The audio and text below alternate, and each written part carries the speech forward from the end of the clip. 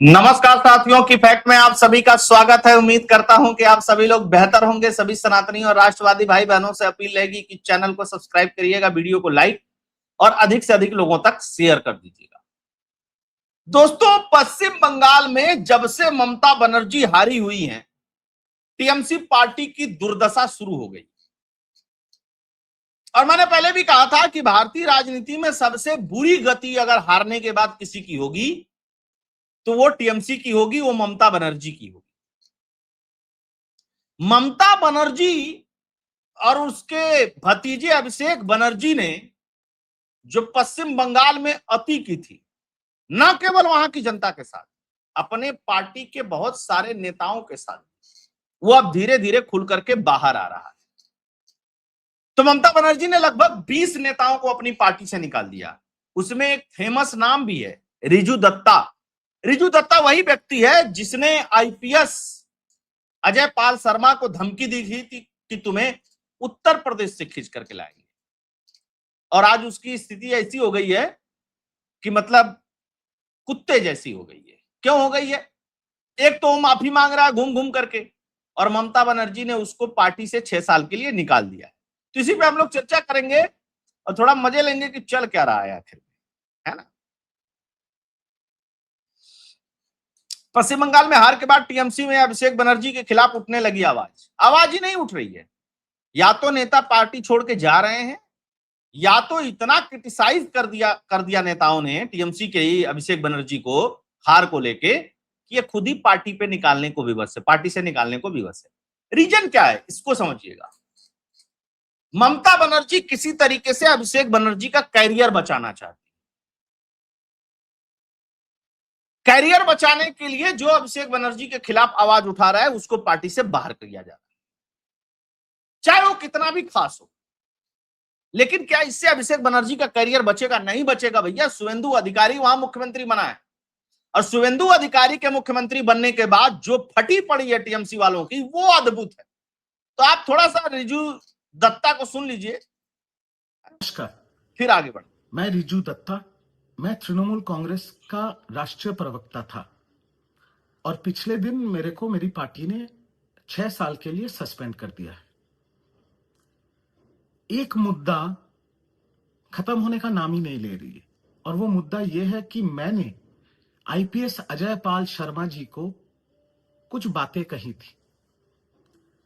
पर मैं सीधी एक चीज कहना चाहता हूं इस वीडियो में कि जो बातें मैंने कही थी वो तृणमूल कांग्रेस की पार्टी लाइन थी, जो मेरे पहले सांसद श्री अभिषेक बनर्जी और सांसद श्री राजीव कुमार जी ने भी कहा था।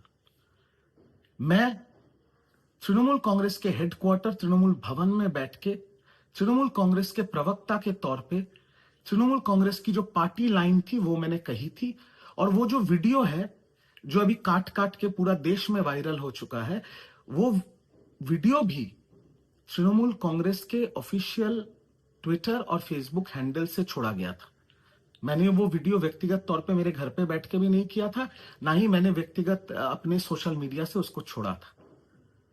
और सारे देश में जो काम मैंने पार्टी के प्रवक्ता के तौर पे किया था, पूरा इल्जाम और पूरा जिम्मेदारी मेरे अपने सर पे आ रहा है। मेरे को भाजपा के कुछ वरिष्ठ नेता, उत्तर प्रदेश के भाजपा के कुछ वरिष्ठ नेता ने मेरे को फोन किया, मेरे को समझाया कि तुम्हारे ऊपर पूरा इल्जाम आ रहा है, तुम्हारे ऊपर पूरी जिम्मेदारी आ रही है।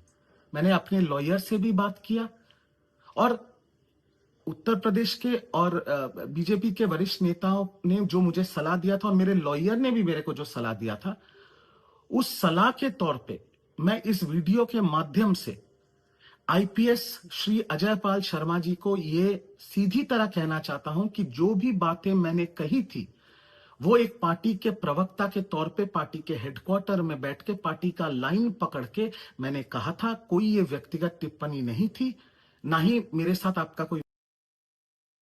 सुना आपने?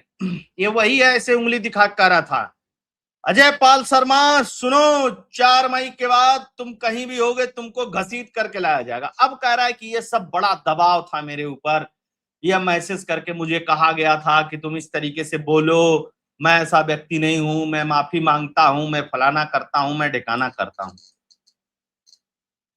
मैं पहले ही बोला था कि अजय पाल शर्मा से मत टकराओ, वो उत्तर प्रदेश का सिंघम आईपीएस है, 500 इनकाउंटर किया है, तुमको तुम्हारे घर तक छोड़ के आएगा।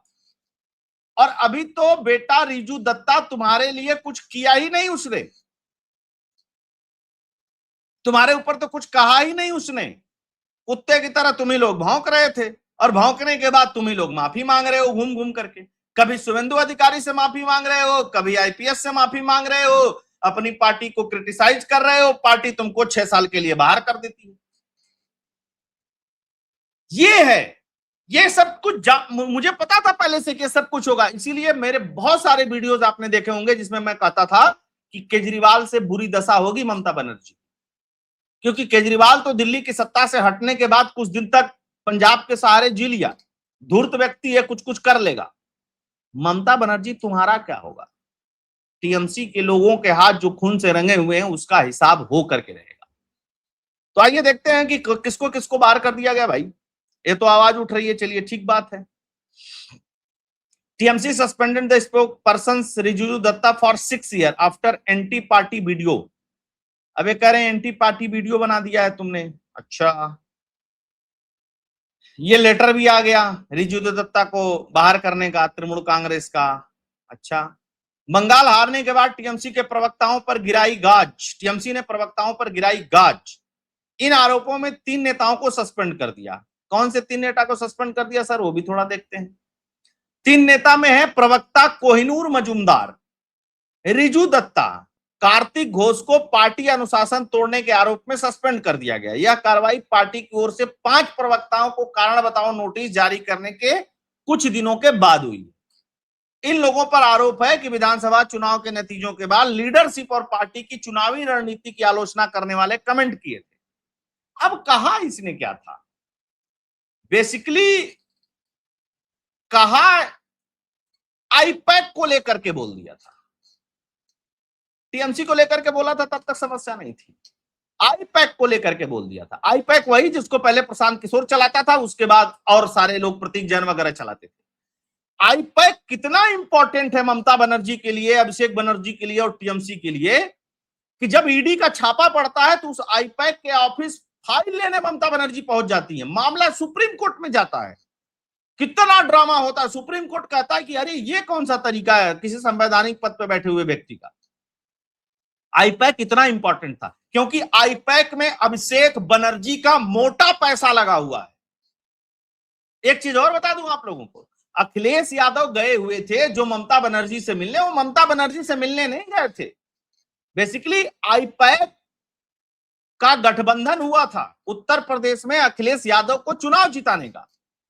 अखिलेश यादव वो गठबंधन तोड़ने गए थे क्योंकि आईपैक न ममता बनर्जी को जिता पाई और न तमिलनाडु में डीएमके को जिता पाई। और अखिलेश यादव दोनों से मिलने गए थे, पहले ममता बनर्जी से मिलने गए, उसके बाद स्टालिन से मिलने गए। और बताया जाता है कि 40 करोड़ की पहले फेज की डील थी इन लोगों की। फिर बाद में अखिलेश यादव ने कहा कि हमारे पास पैसा नहीं है। कुछ लोगों का यह भी कहना है अखिलेश यादव वो अपने 40 करोड़ मांगने गए थे। तो आईपैक में पैसा लगा हुआ है अभिषेक बनर्जी का। अभिषेक बनर्जी की जब दखल बढ़ी तो फिर सुनने में आया कि प्रशांत किशोर ने चुनाव लड़ने के चक्कर में अपने आप को उससे अलग कर दिया बोर्ड से, लेकिन नहीं, पूरी तरीके से नहीं, कागज में नहीं है, बाकी सब कुछ प्रशांत किशोर है। क्योंकि प्रशांत किशोर हाल में ही एक इंटरव्यू में एक बात कही थी कि देखा स्टालिन ने बिहारियों को गाली दी तो मैंने उनको तमिलनाडु हरवा दिया। हालांकि वो खुद भी बिहार नहीं जीत पाए लेकिन तमिलनाडु हरवा दिया। तो अब एक तरफ तो आईपैक स्टालिन का काम कर रही थी, दूसरे तरफ कह रहे हरवा दिया, तो क्या प्रशांत किशोर टीवीके का काम कर रहे थे? ये बतौलेबाजी है ना गुरु। खैर एक और चीज दिखाते हैं आप लोगों को, ये तो हो गया। चुनाव हारते ही ममता बनर्जी और टीएमसी में बगावत, विधायकों ने भतीजे के खिलाफ खोला मोर्चा, दीदी को जवाब नहीं सूझ रहा है। कई सारे विधायक, पूर्व विधायक, नेताओं ने अभिषेक बनर्जी के खिलाफ मोर्चा खोल दिया है और इस तरह मिला जुला करके कुल 20 नेताओं को निकाल दिया गया पार्टी से और 45-46 नेताओं को सो कॉज नोटिस भेजा गया है कि तुम लोग अभिषेक बनर्जी के बारे में क्यों बोल रहे हो। अभिषेक बनर्जी टीएमसी को नहीं संभाल पाए। अभिषेक बनर्जी अपना कार्यकाल पूरा करें लोकसभा का, उसके बाद टीएमसी खत्म। अरे ममता बनर्जी जो ग्रांड अलायंस, फलाना अलायंस, ठिकाना अलायंस कह रही है ना, इसकी हवा तो खुद राहुल गांधी ने निकाल दी, निकाल दिया पूरी तरीके से राहुल गांधी ने। ये स्थिति है इन लोगों की। तो रिजिजू दत्ता के साथ तो कांड हो गया, वो तो देख लिया आप लोगों ने। इधर और भी चल रहा है। एक कृष्ण नारायण चौधरी है, पूर्व पर्यटन मंत्री, पश्चिम बंगाल टीएमसी के नेता है। ये क्या कह रहे हैं, सिर्फ एक व्यक्ति है जिसने पार्टी को धीरे धीरे खत्म कर दिया, वह अभिषेक बनर्जी है। जिस तरीके से उन्होंने पार्टी को चलाया वह किसी कारपोरेट हाउस की तरह था, जबकि बंगाल की राजनीति कारपोरेट हाउस की तरह नहीं चलती है। ये दूसरे पार्टी के लोग नहीं कह रहे हैं, ये इसी के पार्टी के लोग कह रहे हैं, क्योंकि अब हार गए हैं तो इसके पास पुलिस नहीं है, तो ये अपने लोगों को पिटवा नहीं सकता कुछ बोलने पर। पहले ये सारे डरते थे अभिषेक बनर्जी से, और अभी भी वो लोग डर रहे हैं जिसकी सीडी अभिषेक बनर्जी के पास है ना। सीडी वूडी भी बनी हुई है लोगों की। अब सीडी किस चीज की बनती है उसके बारे में बहुत कुछ कहने की जरूरत नहीं है। खैर, और थोड़ा सा आगे बढ़ते हैं। ये देखिए, एक है TMC leader Nirmal Ghosh, Abhishek Banerjee had destroy the party, if Suvendu Adhikari call me I will definitely join. ये कह रहे हैं कि अभिषेक बनर्जी ने सब डिस्ट्रॉय कर दिया है। बड़े लीडर हैं, अभी पुराने लीडर हैं, कह रहे हैं कि शुभेंदु अधिकारी बुलाएंगे तो मैं जाऊं। भैया नहीं बुलाएंगे शुभेंदु अधिकारी, तुम जैसे लोगों की जरूरत ही नहीं। भाजपा ने पहले दिन ही कह दिया, नोटिफाई करके कह दिया कि अपने से कोई टीएमसी का नेता भाजपा नहीं ज्वाइन कर सकता है? और इस चीज को रोकना बहुत जरूरी है। हाँ, कुछ अच्छे लीडर होंगे तो जब जरूरत होगी तो उनको लिया जाएगा पार्टी में, वो दिक्कत नहीं है, लेकिन किसी को भी भर लिया जाए ये चीज नहीं चलनी चाहिए। एक और बता रहा हूं चीजें। अभिषेक बनर्जी की स्थिति ऐसी हो गई है कि अभिषेक बनर्जी का कोई घर नहीं देखता था, क्योंकि वहां पे 1000 पुलिस वाले 3 शिफ्ट में काम करते थे। मतलब 300 350 पुलिस वाले हर समय वहां रहते थे अभिषेक बनर्जी के घर पे, ठीक है ना। बाहर कोई गाड़ी नहीं रोक सकता था, कोई फोटो नहीं खींच सकता था, कोई वीडियो नहीं बना सकता था, पत्रकार नहीं खींच सकता था। अब उसी अभिषेक बनर्जी के घर के सामने जाकर के लोग चोर कह रहे हैं और ऐसे बोल रहे हैं भाईपो चोर। भाईपो चोर का मतलब भतीजा चोर है, टीएमसी चोर है, ममता चोर है। क्या स्थिति हो गई? अब ये बगावत मारपीट में बदलने वाली है। अब कुछ कुछ खबरें आ भी रही हैं, थोड़ी पुष्ट कर लूं तो फिर उसके बारे में भी बताऊंगा, है ना।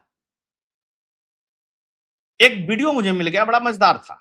मैंने कहा थोड़ा सा वो क्लिप भी सुना देता हूं आप लोगों को, मजे पूरे आने चाहिए। पूरे भारत से स्वाहा, ओम नमः स्वाहा, वामपंथी बसपा स्वाहा, तुम वो वाली बात कर रहे हो, तृणमूल स्वाहा, बचा कहाँ? आरजेडी स्वाहा, जदयू स्वाहा, अब बचा कौन?